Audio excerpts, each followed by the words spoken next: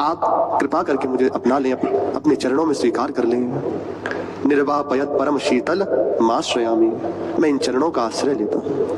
यही एकमात्र साधन है और यही साध्य है। निश्चित साधन भी हमारा श्री गोरे चरणारविंद, साध्य भी हमारा श्री गोरे चरणारविंद।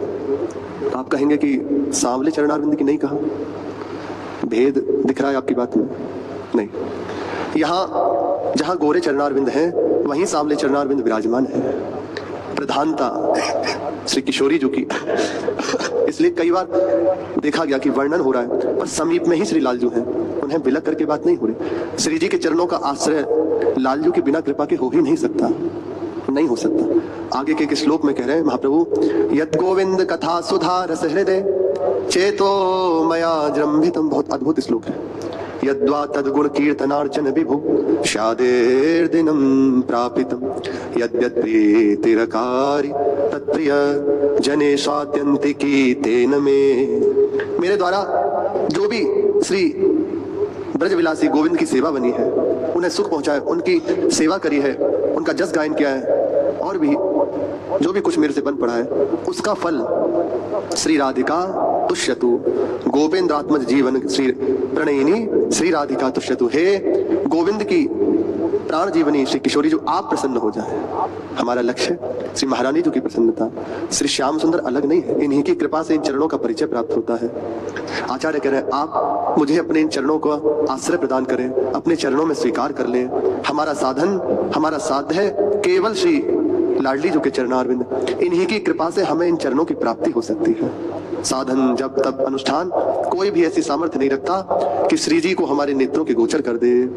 अनन्यता पूर्वक केवल लाडली जी को अपना माने, एकमात्र श्री किशोरी जी, राधा चरण प्रधान हृदय अति सुदृढ़ उपासी। बस तो कुंज केली दंपति तहाँ की करत खवासी, जहां हृदय में आ गई ये बात तो खवासी दंपति की प्राप्त हो जाएगी, महल की टहल प्राप्त हो जाएगी।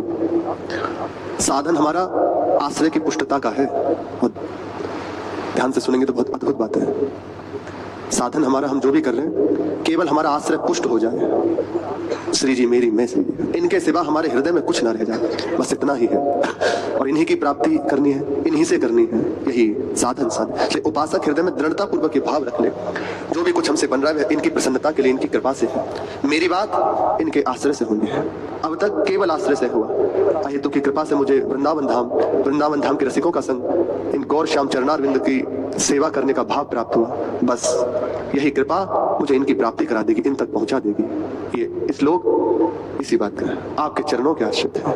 अब आप निर्वाह कर लीजिए, आप देख लीजिए, पूर्ण रूपेण आश्रित होने की आवश्यकता है। आश्रय में ही चमत्कार होता है, आश्रय में ही समस्त दिव्य सद्गुण प्राप्त हो जाते हैं। दिव्य दिव्य जो अनुभूतियां होती हैं आश्रय से होती हैं। आश्रय दृढ़ भरोसा एकमात्र श्री श्यामा श्याम का।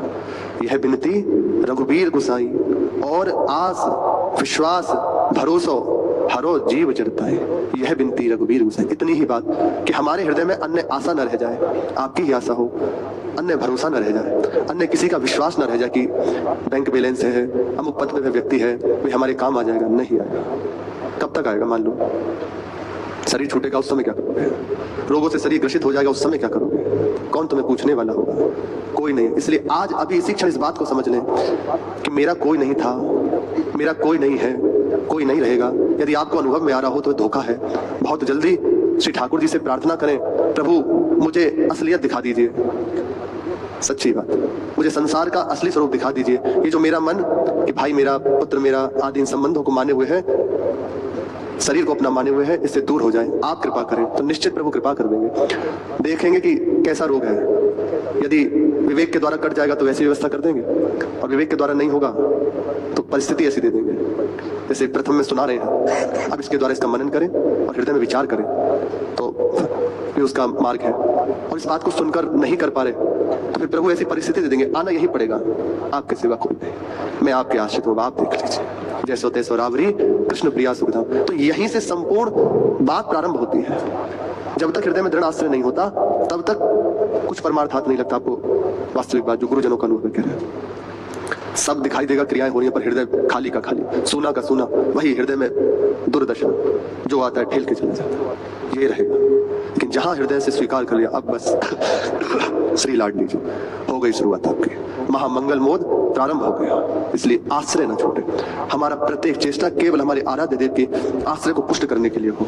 हमारा साधन आश्रय की पुष्टता है, और ये सहज में बिना किसी प्रयास के अति शीघ्र भक्तों के सानिध्य से होने लगता है।